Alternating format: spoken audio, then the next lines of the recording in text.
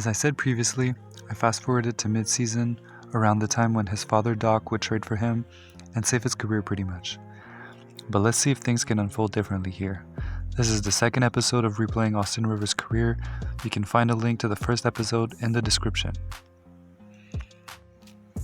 After simulating a few games, the situation hasn't improved much, and at this point, it's clear that if he can't increase his percentages and his consistency, he's on a fast track to finding himself overseas. Some of the top teams in Europe are in need of some scoring guards, and rumors are that Real Madrid is already showing interest. So he could be the man over there and make good money. One thing that we know is that successfully blowing past defenders a couple times a game won't keep him in the NBA.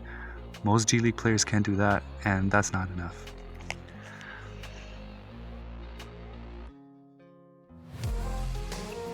A few more games later, Austin's highlight plays are making the rounds online. It's not guaranteeing him an extension or anything, but it's refreshing to see him looked at as something other than a bust.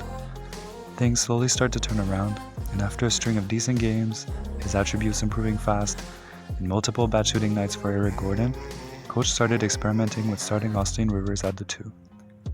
The added minutes do wonders for his field goal and three-point percentages, and he would have his best scoring game of the season soon after with 17 against the Sixers, with 6 assists as well. Game by game, we can see his minutes growing along with his numbers. Things were looking up until this happened.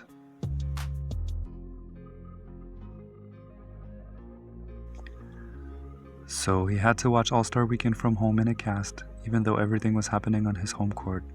The dunk contest was pretty uneventful as Zach LaVine took the crown over Andrew Wiggins, Terrence Ross, and Ben McLemore. You can see who made the All-Star game. A few unusual picks. Jabari Parker as a rookie, Nene and Larry Sanders, okay. Darren Williams past his prime, and Michael Carter-Williams as well. I love to see it. In the West, you got the usual suspects mostly, plus Wesley Matthews, wow.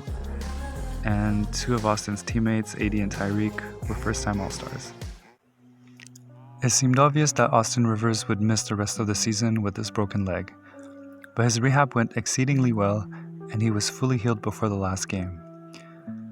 He could have skipped it, but ended up playing as a statement that he was back to 100%. He finished with a very efficient 13-5 in just 17 minutes played.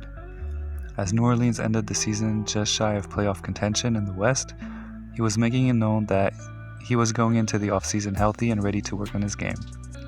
With everything said and done, Rivers was in the top 20 for three-point percentage and a top 5 passing shooting guard.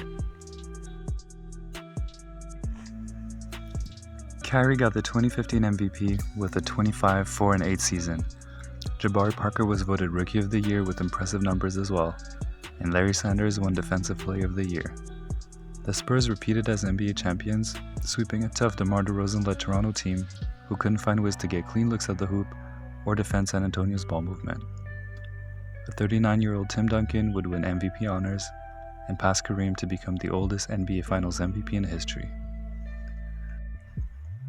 Going into the offseason, the Pels don't have high draft picks or much cap space, so they'll just try to hold on to their personnel. We can see Austin's progression here, going up 6 overall over the last year, improving his shooting all around and his playmaking. His physicals went down probably because of the injury, but he's just 22, so we'll get that back. Here are the top picks. If you're curious, it'll be interesting to see what number 1 pick Dirk Klein from Germany does for the Hawks.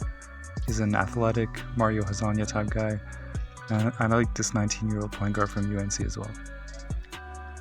Fast forward to October 2015. Austin's injury is far behind him. He put in work during the offseason and is ready for a new start. His shooting base changed a little bit. While coming back from his injury, he learned to put more weight on his back foot. He still has some elevation and still has that little lean, which a lot of great shooters have. For me also, this base is easier to shoot with. It's more fluid off the dribble, so I really like it. Also, Adidas got him a custom colorway for the shoes he's been wearing, so here are the Real Deal's Austin Rivers PE. He's rocking them in his first game against the Clippers. We didn't get the start, but we'll get there soon with games like this. This is his contract season, so he really has to be a killer, and I think this will be a good one.